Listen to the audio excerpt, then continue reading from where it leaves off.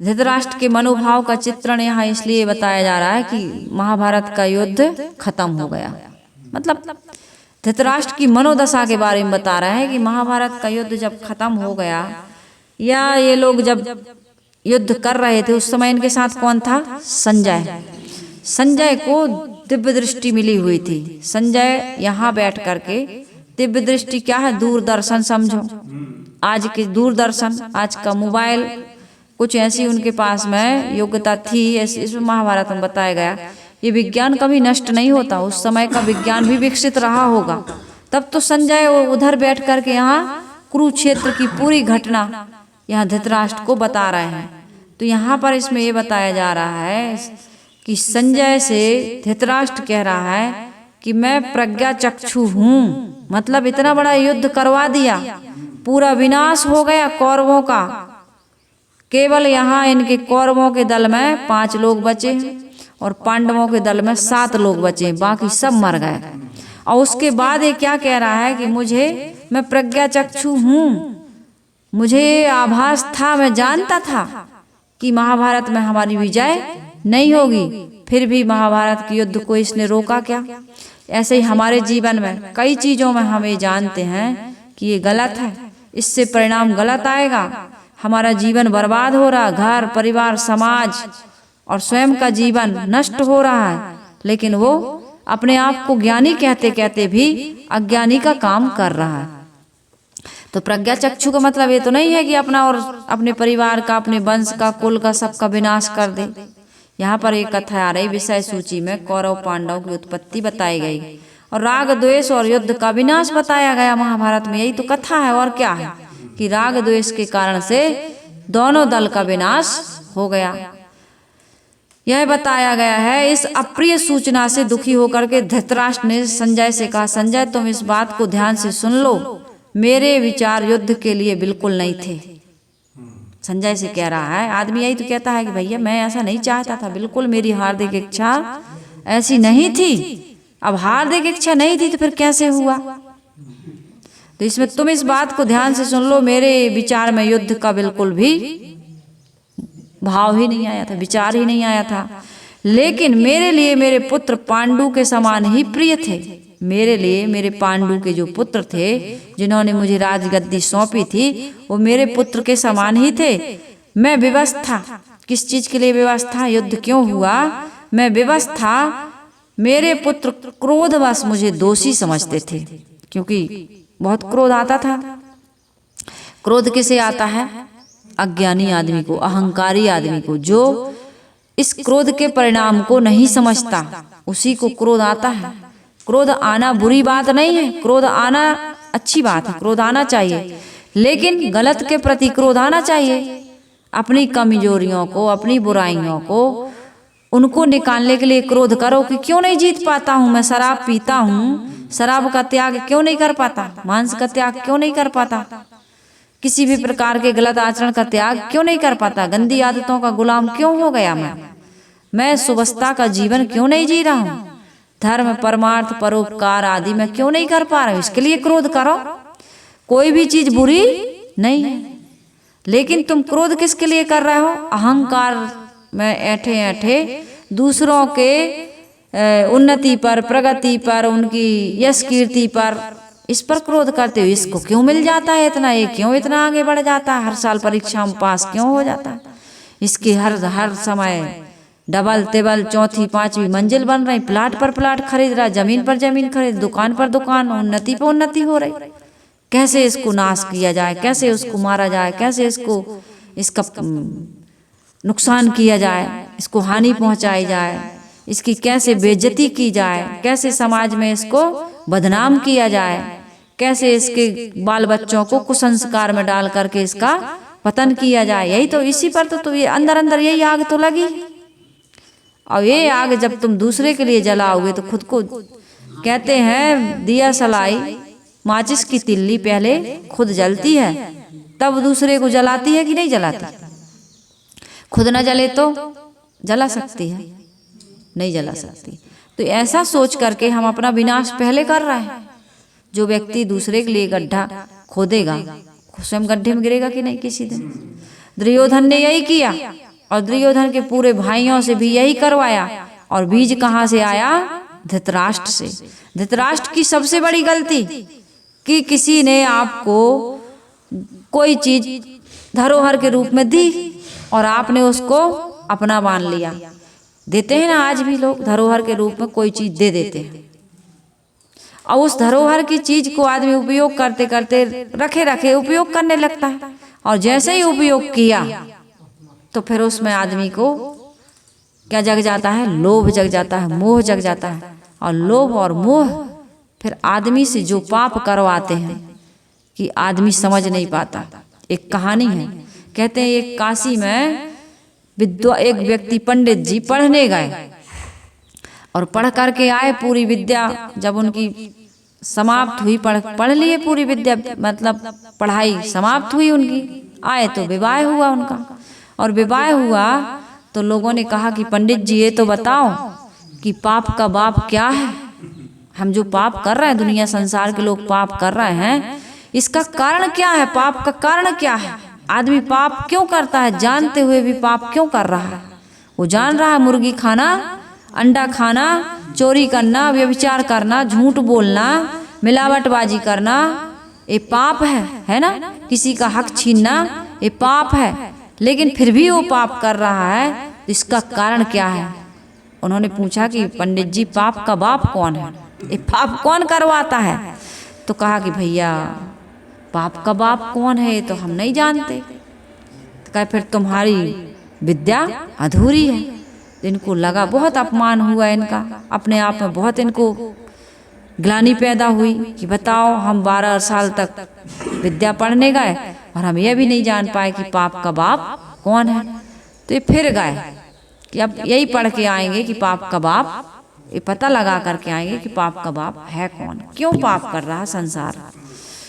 तो ये गए तो जाते जाते जाते जाते रास्ते में जहाँ ये रहते थे, अब किराया विराया से रहते थे, तो वो सब तो इनने सब चुकारा करके चले गए थे। अब रहे कहाँ? तो बगल में ही वेश्या रहती थी जहाँ ये रूम लिए थे। तो वेश्या ने देखा कि पंडित जी एकदम नौजवान, अब वेश्याओं का तो काम रहता है भाई पर पुरुषों की तरफ दृष्टि, यही तो वेश्या वृत्ति है और क्या है? वेश्या वृत्ति यही है कि पर पुरुष पर दृष्टि डालना। तो वेश्या वहां रहती थी। तो उसने कहा कि पंडित जी तो आ गए लौट के, अब भी गए थे पूरा हिसाब किताब चुकता करके, और पंडित जी वापस क्यों आ गए, क्या हो गया? तो वेश्या ने पूछा कि महाराज जी आप तो चले गए थे, फिर क्यों लौट के आ गए? कह रहे क्या बताएं? कहे नहीं बताओ, कोई समस्या हो तो। अब उसने सोचा कि वेश्या क्या जानेगी, जब मैं पढ़ा 12 साल तक और मैं नहीं जान पाया कि पाप का बाप क्या होता, तो वेश्या क्या जानेगी? फिर भी उसने पूछा कि पंडित जी क्यों लौट करके आए हो, बताओ तो, कुछ तो बताओ। तो उन्होंने कहा देखो भाई समस्या ये है कि कुछ लोगों ने मुझसे पूछा है कि पाप का बाप कौन है। आदमी जानते हुए भी पाप कर रहा है कि पाप है, फिर भी नहीं छोड़ पा रहा। तो ऐसा क्या कारण है कि आदमी पाप में डूबा है? अब पाप में क्यों डूबा प्राणी, आज तेरा मन। अच्छा किया तूने कर्म तो पाया मानुष तन, अब पाप में क्यों डूबा प्राणी आज तेरा मन। जब पाप की नैया तुझे जिस दिन डुबाएगी, न सोना काम आएगा ना चांदी आएगी। वो जानता है कि पाप कर रहा हूँ, इतना धन कमा रहा हूँ पुत्र परिवार के लिए या धन संपत्ति के लिए, कोठी बंगला कार के लिए, लेकिन ये मुझे डुबा देंगे, ये मुझे उबारेंगे नहीं, और ये सारी संपत्ति यहीं रह जाएगी। उसको यही तो बताया है उसने, सिकंदर ने, कि मैंने बड़ा पाप किया। अंत में सब पश्चाताप करते हैं, सब दुखी होते हैं कि अरे इतना सुंदर मानव जीवन मैंने दुनिया की संपत्ति में, पुत्र परिवार में बटोरते बटोरते अपने जीवन को बर्बाद किया। और वो भी यदि धर्म पूर्वक न्याय पूर्वक करो तो न पुत्र बुरा है, न परिवार बुरा है, न संपत्ति बुरी है, जीवन के लिए जरूरी है। ये सारी चीजें बुरी नहीं, मैंने शुरू में ही कहा ना, क्रोध बुरा नहीं है। ये परिवार या समाज या ये संपत्ति, इस कोई भी चीज बुरी नहीं है। तुम बुरे तरीके से इसको कमाते हो, ये बुरा है। बुरे तरीके से कमाना ये बुरा है। आज तुमको अच्छा लग रहा है। तो उन्होंने बताया कि आदमी कहते हैं कि सब कुछ जानते हुए भी हम पाप नहीं छोड़ पा रहे, इसका कारण क्या है, पाप का बाप कौन है। तो वेश्या ने कहा इतनी सी बात, और आप इतने दुखी और फिर से लौट करके आए हैं आप, ये तो मैं बता दूंगी। अब इनको बड़ा झाड़ी झटका लगा दूसरा कि मैं नहीं जान पाया और वेश्या जान रही है कि पाप का बाप क्या है। ये तो बड़ी आश्चर्य की बात है, धिक्कार है मुझे। मैं 12 साल तक पढ़ा और मैं नहीं जान पाया कि पाप का बाप क्या। मैं वेद शास्त्रों का अध्ययन करता रहा, मैं नहीं जान पाया। वेश्या बताओ, वेश्या की जात कितने नीच कर्म कर रही है और ये जानती है कि पाप का बाप क्या। उसको बड़ी जिज्ञासा हुई जानने की कि भाई पाप का बाप बताइए कौन है। कहे महाराज जी इतने दूर से आए हो, थोड़ा सा ऐसे करिए, हमारे यहाँ आसन ग्रहण कीजिए, आप हमारे यहाँ चलिए। तो उन्होंने देखा कि भाई अब ये वेश्या है और कैसे जाएं इसके घर में, हम पंडित जी ये वेश्या, लोग क्या कहेंगे कि ले पंडित जी ये भी कर्म करने लगे, वेश्या के यहाँ जा रहे हैं। लेकिन अब इसके मन में ये कि भाई पाप का बाप ये कैसे जानती, मैं नहीं जानता और ये जानती है पाप का बाप क्या है, कौन है। तो जिज्ञासा बस चले गए। कोई बात नहीं, अंदर जाने में कोई दिक्कत नहीं है, अच्छा घर बनाई थी वेश्या, पैसे की तो कमी नहीं। भले सज्जन आदमी के पास पैसे की कमी हो जाए, लेकिन जैसे कुछ लोग ऐसे होते हैं जिनको कबीर साहब ने गाया है ना भजन कि सतबंती को गजी मिले ना, कपड़ा नहीं मिलता सती सावित्रियों को, और वेश्या पहले पहने खासा है, ना जाने तेरा साहेब कैसा है। ये दुनिया की स्थिति देखकर सदगुरु कबीर साहब जी का भजन है, ना जाने तेरा साहेब कैसा है। बहुत सुंदर भजन है, कभी इसको YouTube पर निकाल करके बस इतना कहना कि ना जाने तेरा साहेब कैसा है कबीर भजन, तो निकल जाएगा वो। तो उसमें आया कि भाई उन्होंने कहा कि चलो ठीक है अंदर चलते हैं, गेट के अंदर ही तो जाना है ना, उसके कमरे में थोड़ी जाना है। तो जा करके वहाँ बरामदे में ये बैठा है। अब वेश्या आई तो भाई कोई आया है तो पहले पानी देते हैं लोग, तो पानी लाए तो कहीं कहीं की उत्तर प्रदेश की ऐसी परंपरा है आज भी कि पानी के साथ में कुछ मीठा देते हैं, चाहे कुछ ना हो तो गुड़ ही देंगे, बिस्किट देंगे, मीठा नहीं बना रखा है तो इतना तो करते हैं। तो कुछ लेके आई जलपान के रूप में। तो पंडित जी ने कहा मैं जलपान की इच्छा नहीं। अरे कहे जलपान की इच्छा कैसे नहीं है, आप इतनी दूर से आए हैं, आप पानी पीजिए। और उसके साथ में 10 असरफियाँ लेकर के आई। कहे पंडित जी यदि जलपान करोगे तो हमारे यहाँ जो भी जलपान करता है इतना संपत्ति करेंगे क्या, बाल न बच्चे हमारे, कोई ना नाते न रिश्तेदार, तो हम कुछ जो भी आता है हमारे यहाँ, एक तो हमारे यहाँ कोई आता नहीं, आप हमारे यहाँ सौभाग्य से आए, आप पंडित जी, और आप जलपान करिए, दक्षिणा में हम 10 असरफियाँ देंगे। तब पंडित जी को जगा लोभ कि भाई 10 असरफियाँ, अब अभी शादी भी हुई है हमारी और अब धन की तो आवश्यकता पड़ेगी ही, पत्नी को खुश करने के लिए 10 असरफियाँ बहुत ज़्यादा हैं। तो कोई बात नहीं, इधर उधर देखे, कोई नहीं देख रहा, थोड़ा सा तो रहता है मीठा, मुंह में रखे जल्दी और पानी पी लिए। बोले कहे अब बताओ जल्दी से पाप का बाप कौन है, क्या है पाप का बाप, क्यों आदमी पाप करता है। कहे महाराज जी इतनी भी क्या जल्दी है, अभी तो आप जलपान किए हैं, आप भोजन भी हमारे यहाँ ग्रहण कर लीजिए। कहे भाई देखो भोजन तो बिल्कुल नहीं करेंगे, जलपान हो गया, बस इतने में संतोष करो और अब हमें ये बताओ कि पाप का बाप कौन है।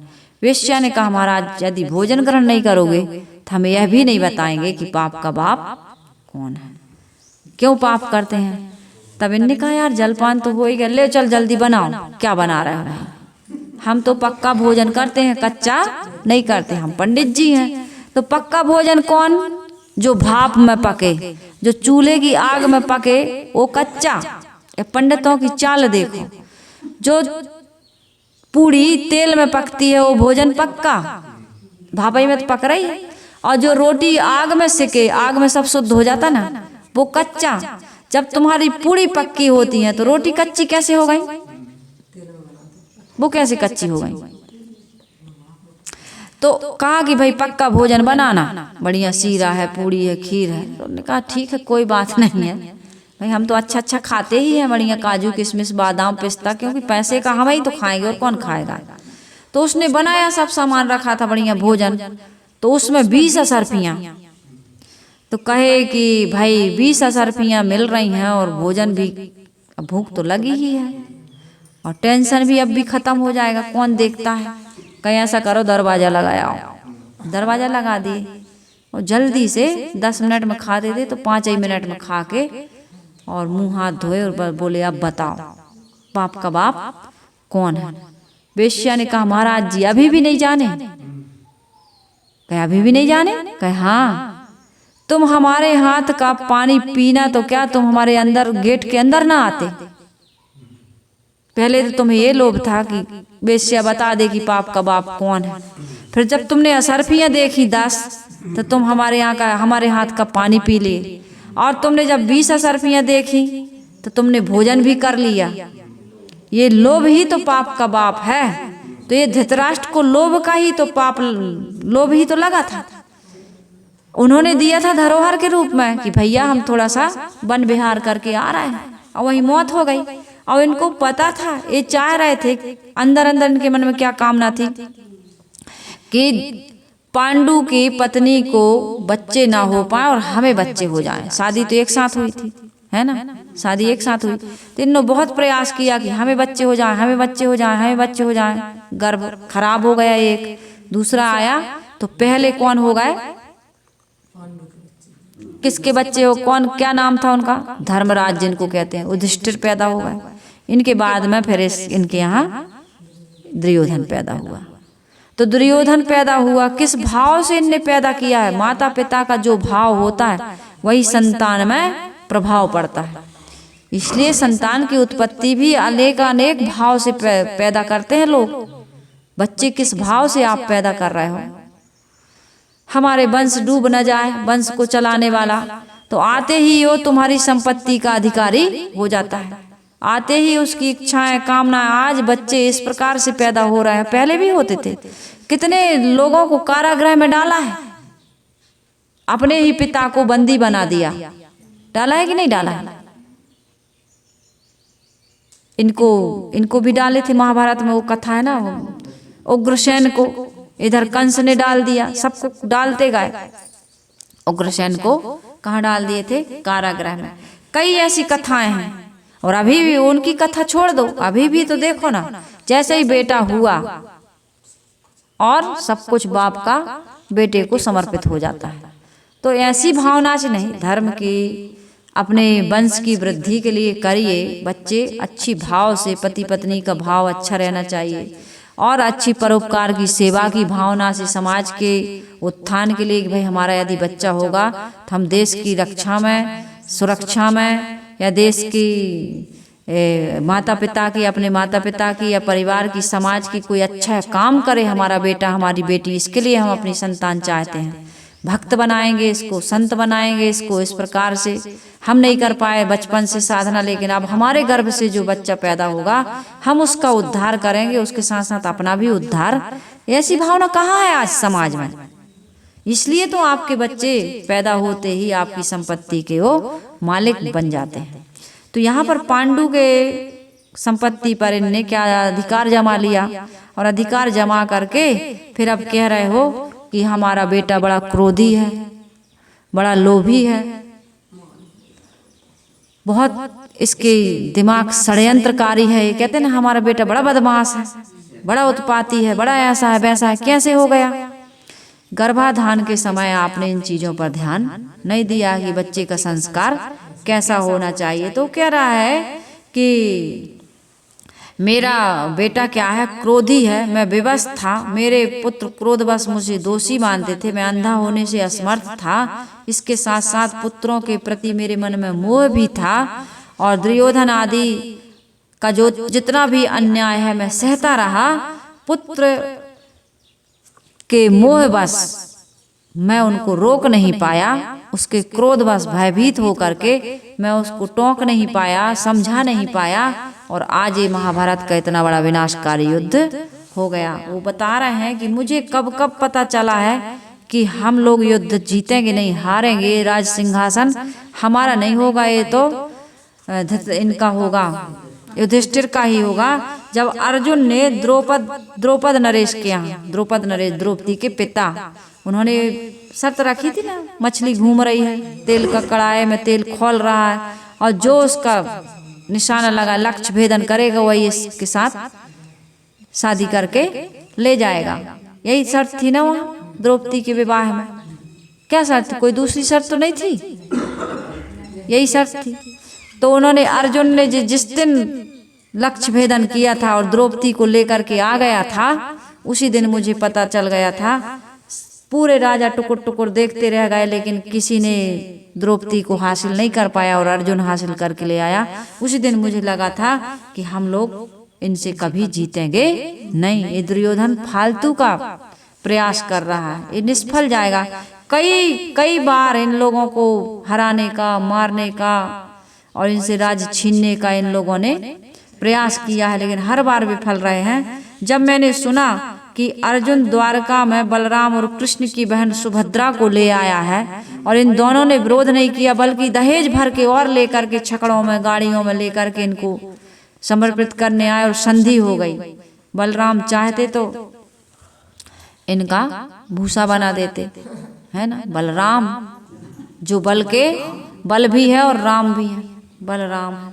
लेकिन इन्होंने क्या किया, इनको दहेज में और सामान दिया।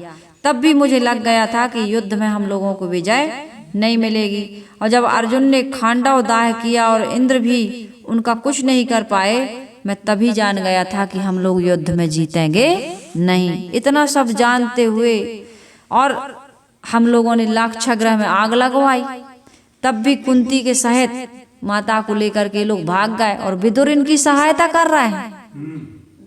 हमारे जो मंत्री जी हैं विदुर, वो इनकी सहायता कर रहे हैं। मुझे कई बार लगा, ऐसे कई कारण, जितने भी कारण हैं, उन सारे कारणों को, पूरे कारणों को ये गिना रहे हैं संजय से कम 57 कारण उन्होंने गिनाए हैं।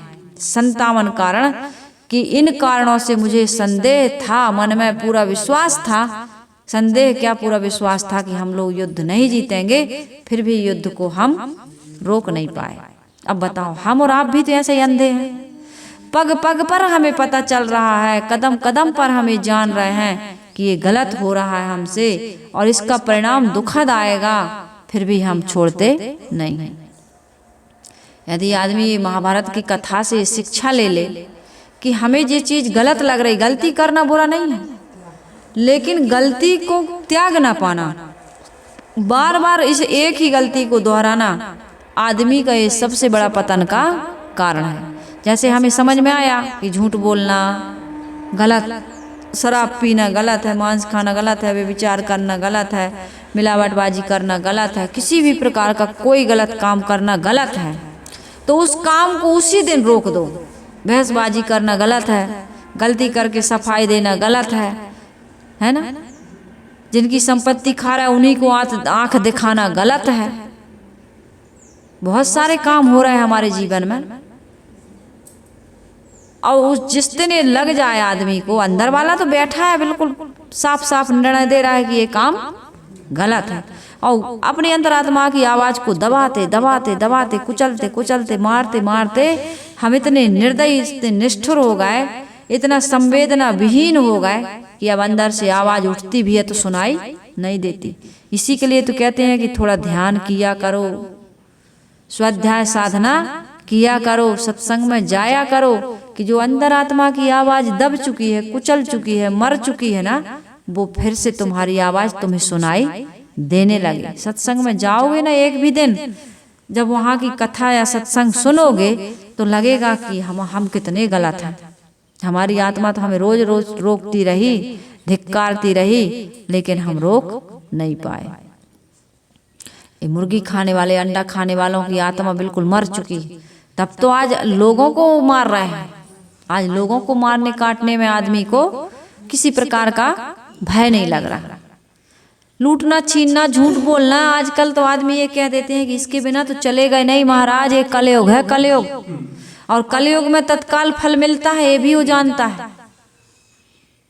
कलयुग में आदमी जैसे ही गलत करता है तुरंत, आजकल सब वैज्ञानिक हो गए ना, इलेक्ट्रॉनिक मशीनें ऐसी ऐसी चली हैं कि पहले के लोग तो क्या करते थे, पानी चाहिए तो लेज बाल्टी, है ना, रस्सी बाल्टी से कुआं में उतारते थे बाल्टी को, फिर खींचते थे, फिर घड़ा में डालते थे, फिर भर के लाते थे, तक कहीं पीते थे।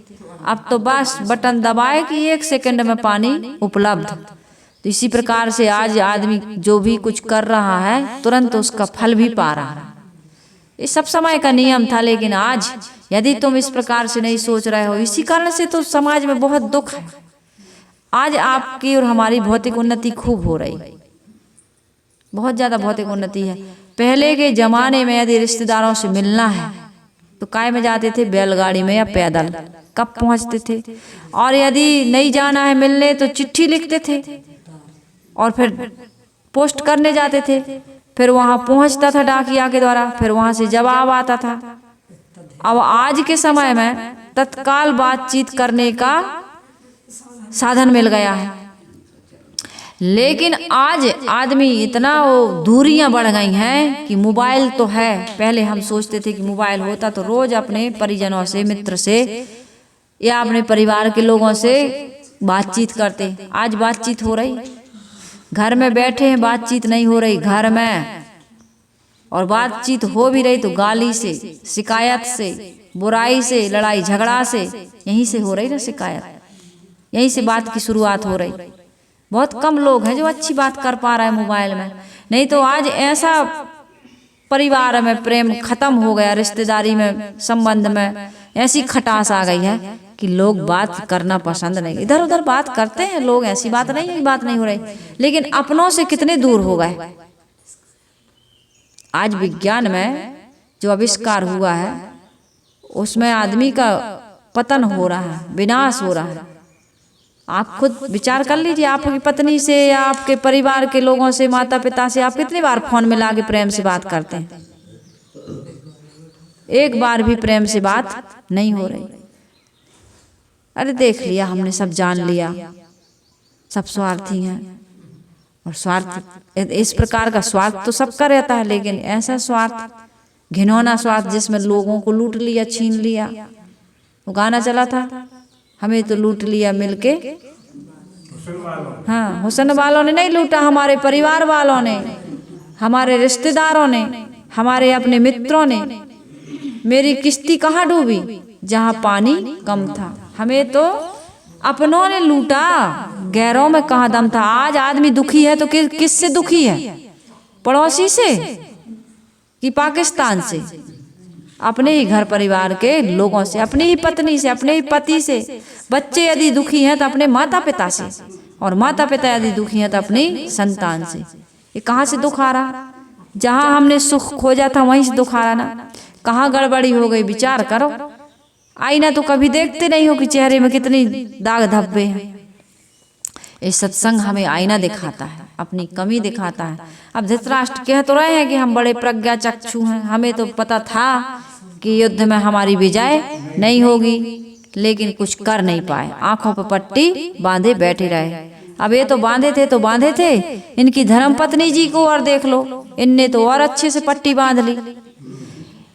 अब जब सब लोग मर गए और वो दुर्योधन पानी में डूबा है, तो कहेगी बेटा ऐसे करना, सब लोग मर गए, तुम हमारे पास आना, हमारी दृष्टि में इतना बल है, इतना प्रताप है, हम तुम्हें देख देंगे, तुम वज्र के हो जाओगे, लोहा, कोई तुम्हें मार नहीं पाएगा। ये आंख की पट्टी गांधारी को उसी समय खोल लेनी थी जिस समय दुर्योधन पैदा हुआ था। तो इतना गलत काम, जिसकी माँ, पिता अंधा और माँ ने पट्टी बांध ली, आंखें होते हुए पट्टी बांध ली, तो उसका बेटा क्या करेगा? एक नहीं तुम 1000 पैदा कर दो, तुम्हारा विनाश होए बिना बचेगा नहीं। इसलिए माता पिता को अपनी संतान के प्रति कभी लापरवाह नहीं होना चाहिए। कहाँ बना पाई गांधारी? पूरा शरीर तो वज्र का बना दिया, लेकिन कृष्ण ऐसे छलिया। उनने एक कहानी क्या कह रही है कि भाई तू ऐसा जाएगा नंगा, कम से कम अपने गुप्तांग को तो ढांक ले। केला वही तो मारना था, जांघई में उनको वही मारना था, तोड़ दिए। केला का पत्ता, ये नहीं कहे कि लंगोटी लगा ले, लंगोटी भी तो लगती है, लंगोटी लगवा देते, नहीं केला का पत्ता, तो केला का पत्ता तो जांघ को भी ढक दिया। अब जब जांघ को ढक दिया तो जांघई को तो तोड़ना था। प्रतिज्ञा तो यही थी भीम की कि तुम्हारी इस जांघ को मैं तोड़ करके रख दूंगा, क्योंकि तुमने इतना पाप किया है। तुमने एक सती सावित्री को, किसी की पत्नी यदि पति के साथ रहती तो सती ही है, धर्म पूर्वक, नीति पूर्वक, मर्यादा पूर्वक अपने पति के साथ रह रही। तुमने उसको वेश्या कहा और बोले जांग पे बिठा दो। वेश्या तो इसने कहा था, कर्ण ने, इसने कहा था बिठा दो मेरी जांग पर नग्न करके, एक पूरी भरी सभा में। ये कोई छोटी मोटी बात है क्या? स्त्री का कितना बड़ा अपमान। और जिसको तुम धर्मराज कहते हो, आज का कोई भी अधर्मी व्यक्ति अपनी पत्नी को जुआ में नहीं हारता। कहीं भी कुछ भी समस्या जाए, परेशानी आ जाए, अपनी पत्नी को दांव पर लगाता है कोई? पत्नी के लिए पूरा जीवन दांव पर लगा सकता है, लेकिन अपनी पत्नी को दांव पर नहीं लगाता, और उसको धर्मराज कहते हैं लोग। महाभारत का युद्ध हुआ आपस के कटुता के कारण, द्वेष के कारण, और नाम ले दिया। आज के 90 और 99% पुरुष यही कहते हैं कि द्रौपदी की कटुवाणी के कारण से महाभारत का युद्ध हुआ। कटुवाणी, जबकि वहां पर द्रौपदी थी ही नहीं। जहां वो जल को थल और थल को जल समझा था, वो दुर्योधन को देखती रहेगी क्या वहां मेहमान आए हो, व्यवस्था में रहेगी। आपके घर में कोई मेहमान आता है तो आपके घर की माता बेटियां, बहनें क्या करती हैं? व्यवस्था में लगी रहती हैं कि मेहमानों को देखती रहती, कहाँ आ रहा, कहाँ जा रहा, क्या कर रहा है। मिलने वाले रहे होंगे, हम कहते काम नहीं करती रही होगी, मिलने वाले बैठने वाले तो रहे होंगे कि झरों के वो झांकती रही होगी, और फिर वहां से झांक रही तो यहाँ से उसको सुनाई दे गया। उसका तो ऐसा महल बना था, और वो बोली है कि नहीं बोली इसकी कोई गारंटी नहीं। लेकिन इन लोगों में कितना राग द्वेष था, कितनी बार दुर्योधन ने इन लोगों के साथ अन्याय किया। और कहते हो कि द्रौपदी की कटुवाणी के कारण से युद्ध हो गया, महाभारत हो गया। पुरुषों को तो स्त्रियों की क्रिटिसाइज करने के लिए कुछ भी नुक्स मिलना चाहिए। गोस्वामी जी कह देते हैं कि स्त्रियों में कितने अवगुण हैं? अवगुण 8 सदा और रहे। स्त्रियों के हृदय में 8 अवगुण, और पुरुषों के में कोई गिनती ही नहीं लिखी उनने। पुरुषों में कितने हैं? 100 में 100। आज की कोई विदुषी महिला होती तो ये जरूर लिखती। पुरुषों में ज्यादा दोष होते। स्त्रियां किसी का इतना गलत काम नहीं करती जितने पुरुष कर रहा है, क्योंकि पुरुष लोगों में बल है। तो बल का जो दुरुपयोग करेगा वो तो गलत काम ही करेगा। तो इस प्रकार से इस कथा में मैंने आप लोगों के बीच ये रखा कि जानते हुए भी गांधारी को अपनी आंखों पर पट्टी, मतलब माता को कभी अनदेखा नहीं करना चाहिए, और पिता संतान के प्रति लापरवाह नहीं होना चाहिए। अच्छी शिक्षा, अच्छे संस्कार। पिता मान लो गलत है, तुम कैसी शिव की भक्त हो? अरे पति को नहीं दिखता तो तुम्हें तो 2 आंख नहीं, तुम्हें 4 आंख बननी थी, तो तुमने पट्टी बांध ली। ये पतिव्रत धर्म नहीं कहता है कि यदि पति अंधा है तुम भी अंधी बन जाओ। मतलब गलत काम कर रहा पति तो तुम भी उसका साथ दो। ये कोई पतिव्रता स्त्री का धर्म नहीं। यदि पति गलत है तो उसको सही रास्ता दिखाओ और अपनी संतान को अच्छे संस्कार दो। पति कह रहा भैया वो जब कुछ नहीं कहते तो हम क्या कर सकते हैं, क्या कहें, तो फिर यही विनाश होता है। तो आज की कथा से मैंने आप लोगों के बीच यही विचार रखने का प्रयास किया कि धृतराष्ट्र अंधे थे, आंखों से अंधे थे, लेकिन वो कह रहे हैं कि हम प्रज्ञा चक्षु हैं और हमें पता था कि 57 कारण बता रहे हैं। वो बहुत सारे कारण, अब इसकी चर्चा नहीं है। आप महाभारत मीमांसा पढ़ेंगे गुरुदेव जी की तो पता चलेगा कि 57 कारण उन्होंने बताए हैं कि 57 कि मुझे पता था कि हम लोग नहीं जीतेंगे, किसी भी तरह से युद्ध में जीतने की कोई भी संभावना नहीं थी, फिर भी हमारे युद्ध को हम क्यों रोक पाओगे? कैसे रोकोगे? जब तुम बीज बो रहे हो, बोया पेड़ बबूल का तो आम कहाँ से खाए? तुम बीज तो वही बो रहे हो, समर्थन तो उसी का कर रहे हो, दुर्योधन का। तुम समर्थन अन्याय का कर रहे हो तो तुम्हारे साथ न्याय कैसे होगा? तो इसलिए इस कथा से, महाभारत की कथा से हमको चमत्कार नहीं, यथार्थ को समझ करके अपने जीवन को सुंदर बनाना है। ये बहुत बड़ा ग्रंथ है, महान ग्रंथ है। इस ग्रंथ को जो लगन से पढ़ेगा, सुनेगा और इससे जो शिक्षा लेगा, उसके जीवन में कभी विनाश नहीं हो सकता है। उसके घर परिवार में बहुत धन से, पुत्र परिवार से, हर चीज से उन्नति होगी और उसकी यश कीर्ति फैलेगी। इसलिए इस महाभारत ग्रंथ को आप लोग सुनते रहिए और इससे शिक्षा लीजिए और सबका जीवन सुंदर हो, सुखमय हो। इन्हीं शुभकामनाओं के साथ आइए हम गुरु वंदना कर लेते हैं। वंदन है गुरुदेव तुमको, वंदन है गुरुदेव, वंदन है गुरुदेव तुमको, वंदन है गुरुदेव। काल जाल के फंदा भारी, काल फंदा भारी, परख लखायो भेव तुमको, परख लखायो भेव तुमको। वंदन है गुरुदेव, वंदन है गुरुदेव तुमको, वंदन है गुरुदेव। वेद शास्त्र सब खोजत हारे, वेद शास्त्र सब खोजत हारे, मर्म न जानत केव तुमको, मर्म न जानत केव तुमको। वंदन है गुरुदेव, वंदन है गुरुदेव तुमको, वंदन है गुरुदेव। गुरु समान और को दाता, गुरु समान और को दाता, की करिए सेव तुमको, ताकि करिए सेव तुमको।